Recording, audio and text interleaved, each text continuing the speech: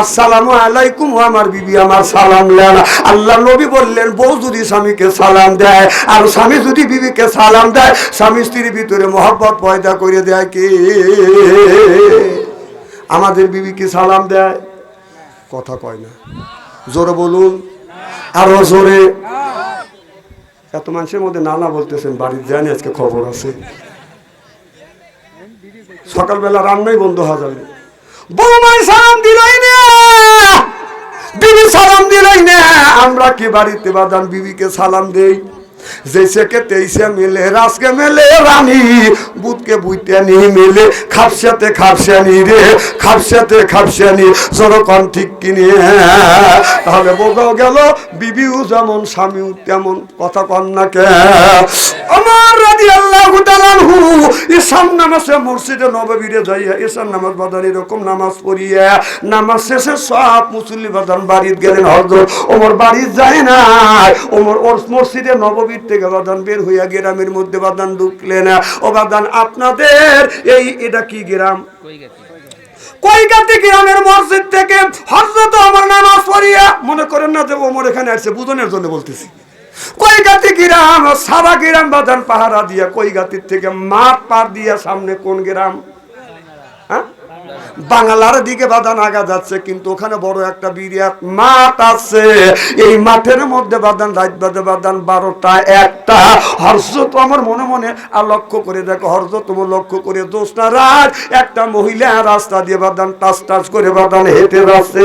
হযরত আমার অর্ধ পৃথিবীর প্রেসিডেন্ট মনে মনে চিন্তা করলেন, আল্লাহ আমার রাষ্ট্রে একজন যুবতী মহিলা টাচ টাচ করে হেলে ডুলে হেঁটে যাচ্ছে। আল্লাহ আমার মনে হয় রাষ্ট্র শাসনের মধ্যে ত্রুটি রয়ে গেছে। আল্লাহ রাষ্ট্র শাসনের মধ্যে যদি ত্রুটি থাকে, কিয়ামতের ময়দানে তুমি আমাকে আসামি করো না। এইবার ওমর হযরত তোমার এই কথা মনে মনে চিন্তা করে মেয়েটার দিকে যখন আগা গেছে, এই মেয়েটা হযরত ওমরকে দেখছে। এইটা যে মদিনার প্রেসিডেন্ট হযরত তোমার মেয়েটা জানে না, চেনেও না। মেয়েটা মনে মনে চিন্তা করতেছে, আল্লাহ হযরত ওমরের রাষ্ট্র শাসনে আমি স্বাধীনভাবে রাস্তা দিয়ে হাইটে যাই, কোন পুরুষের সামনে আমি রাখতে পড়িনি। আল্লাহ আজকে একটা যুবকের সামনে পড়ে গেছি, এই যুবকটা হয়তো আমার ইজ্জত নষ্ট করতে পারে। আমার হাতে স্বর্ণের চুড়ি আছে, ছিনতাই করে নেবে। গলার মালা আছে, ছিনতাই করে নিবে। এরপরে কানে দুল আছে, ছিনতাই করে নিবে। তাতে দুঃখ নেই। যদি আমার চরিত্র নষ্ট করে, তাহলে আর জীবনে চরিত্র নামে সার্টিফিকেট কোনোদিন ফিরে পাবো না। আমার ভাইরা আমার, একজন মহিলা সবচাইতে, একটা মহিলার জীবনে, নারীর জীবনে সবচাইতে বড় সম্পদ হলো সতীত্ব সম্পদ। একটা পুরুষের জীবনে সবচাইতে বড় সম্পদ হলো বাদান সতীত্ব সম্পদ। টাকা হারা গেলে তাকে পাওয়া যায়, দলিল হারা গেলে দলিল পাওয়া যাবে, সার্টিফিকেট হারা গেলে বাদান সার্টিফিকেট পাওয়া যাবে। তবে চরিত্র নামে সার্টিফিকেট কোন যুবতী, কোন যুবক যদি একটিবারের মতো যদি হারিয়ে ফেলে, জীবন ভরা কান দেখাইতেও চরিত্র নামে সার্টিফিকেট ফেরত পাবে না। চিল্লা কোন ঠিক কিনে? মেয়েটা মনে মনে ভাবছে, আল্লাহ এই যুবকটা যদি আমার গহনা চিন্তাই করে নিয়ে আসায়, তাতে আমার কোনো দুঃখ নাই। আল্লাহ আমার চরিত্র নামে সার্টিফিকেট দেন, আমি হেফাজতে রাখতে পারি। আল্লাহ তওবা করলাম, আর জীবনে রাখতে একা একা এরকম করে যাব না, যুবকের হাত থেকে বাঁচাও। এই বলে মেয়েটা জোরে জোরে হারছে। হযরত ওমর জ্ঞানী মানুষ মনে মনে চিন্তা করতেছে, মেয়েটা তো মনে হয় আমাকে দেখে ভয় পাচ্ছে। পিছন থেকে ডাক দিছে, ও গো মা। যখন মা বলে ডাক দিছে, গাড়ি যেমন হাত ব্রেক করে বাদান ধুলো ওরে, কথা বুঝতেছে না। মেয়েটা হাত ব্রেকের মতো দাঁড়িয়ে গেছে, মনে মনে চিন্তা করতেছে যে যুবক আমাকে মা বলে ডাক দিছে, আমার স্বর্ণ গহনা সব চিন্তাই করে নিজে নিয়ে যাবে, তাতে দুঃখ নাই। আমার বিশ্বাস যে মা বলে ডাক দিছে, অন্তত আমার ইজ্জতের দিকে আক্রমণ করিবে না। চিল্লা চিল্লা কান আল্লাহু আকবার। মেয়েটারে বিশ্বাস এসে গেছে, আমার চরিত্র নষ্ট হবে না। সুবহানাল্লাহ, একটু জোরে কর। মেয়েটা দাঁড়া গেলেন, আমার মেয়েটার সামনে সালাম দিলেন, আসসালামু আলাইকুম। ওগো মা, গভীর রাত, তুমি কই যাও? মেয়েটা কে যখন সালাম দিছে মেয়েটা মনে মনে চিন্তা করছে আমার আরো বিশ্বাস যে এই যুবকটা আমাকে সালাম দিল আমার গহনা চুরি করবে না। সুবহানাল্লাহ, একটু জোরে বলো। যখন প্রথম মা বলে ডাক দিছে বিশ্বাস হয়েছে চরিত্র নষ্ট হবে না, যা যখন সালাম দিছে তখন বোঝা গেল আমার গহনা আর চিনতেই হবে না। এবার বলে হুজুর আপনাকে চিনি না জানি না কি পরিচয়, পরিচয় জানে আমার দরকার নাই, তবে পরিচয় আমার একটা, আমি মুসলমান, মুসলমানের মিয়া। আমি ওমরের রাষ্ট্র শাসনে স্বাধীনভাবে রাস্তা দিয়ে যাতায়াত করি, এই জন্যই একা একা যাচ্ছি, কোনো যুবকের সামনে আমি পড়ি না। ওমর বলে মা বলা যায় না মা, বিপদ তো কাউরে বললে আসে না।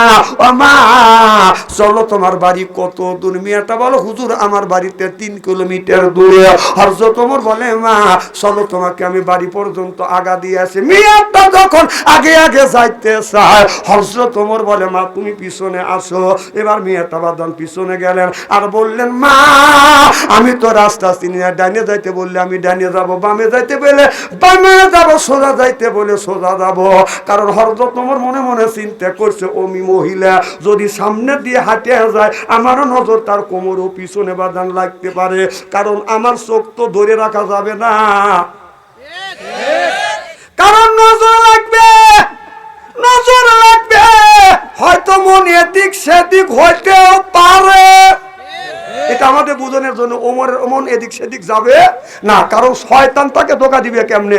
ওমর যে রাস্তা দিয়ে হেঁটে গেছে 40 দিন পর্যন্ত শয়তান জানে। সুবহানাল্লাহ, এটা জোরে বলো। কিন্তু এগুলি একটা দৃষ্টান্ত করে গেছে মা তুমি পিছনে থাকো আমি আগে যাই।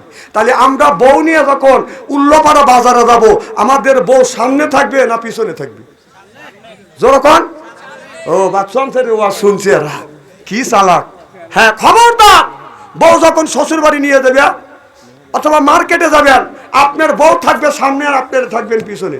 কথাকে মনে থাকবে, কারণ আপনার জিনিস আপনি দেখবেন, কারণ পিছন থেকে আরেকজন আপনার নজর ভেদ করিয়া ও খারাপ সাউন্ড দিতে পারবে। আর পিছনে যদি বউ থাকে আপনি যদি সামনে থাকেন পিছন থেকে মশা মাছি থাকতেই পারে।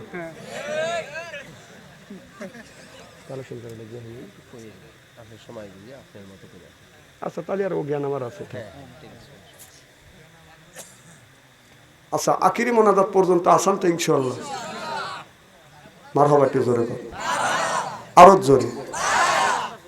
আমার ভাইয়েরা আমার, তাহলে আমি আপনাদের বুঝাতে সক্ষম হইলাম বউ নিয়ে যখন মার্কেটে যাব, বউ নিয়ে যখন শ্বশুর বাড়িতে যাব অথবা আত্মস্বজন বাড়ি বাদান বেড়াতে যাব, তাহলে আমার বউ থাকবে বাদান সামনে আর আমরা থাকবো বাদান পিছনে। বউ বাদান সামনে নিয়ে বাদান আপনার রাস্তা দিয়ে চলবেন। আমাদের দেশের উল্টো হয়ে গেছে, যারা বড় বড় অফিসার আছে যখন বাজার করতে যায় স্বামীর কাছে থাকে ব্যাগ, বইয়ের কাছে থাকে বাদান ক্যাশ। কথা কও না, কথা কও। সবজি যখন কিনতে যায় বেগুন আমার কাছে দেখা কি সুন্দর বেগুন, কুচকুচে বেগুন, কত করে কেজি? ভাই এতিম হয়েছে ভাবি, ভাবি বেগুন কিনতেছে, ক্যাশ কার হাতে? ভাবির হাতে।